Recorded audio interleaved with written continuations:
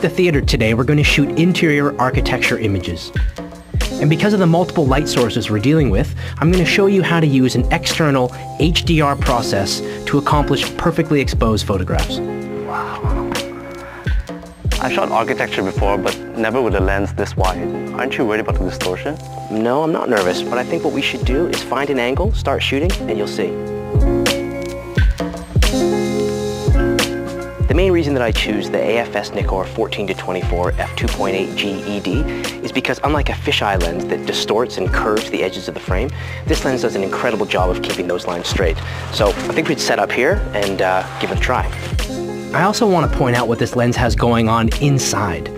The extra low dispersion elements and aspherical lenses reduce chromatic aberration and other lens distortions.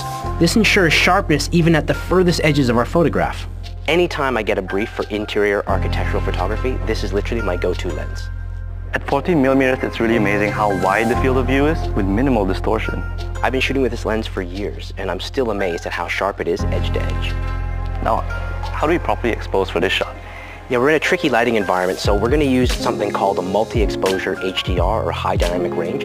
What that does, it takes up to 9 exposures and blends them together to create this sort of impossible image. And it's really cool because what it does is it helps keep the dark areas from underexposing and the bright areas from overexposing. So are we going to do normal bracketing for this shot? We're going to use 2 techniques. First of all, I'm going to set the automatic timer on the camera. And secondly, I'm going to set the bracketing to 9 photographs. I'm going to go into the bracketing menu and set the exposure compensation value to 1/3 of a stop. And then by pressing the shutter just once, the camera will shoot 9 exposures for me in complete succession. That means I don't have to touch the camera again, which reduces the opportunity for camera shake when we're shooting at narrow aperture of f11 and long exposures.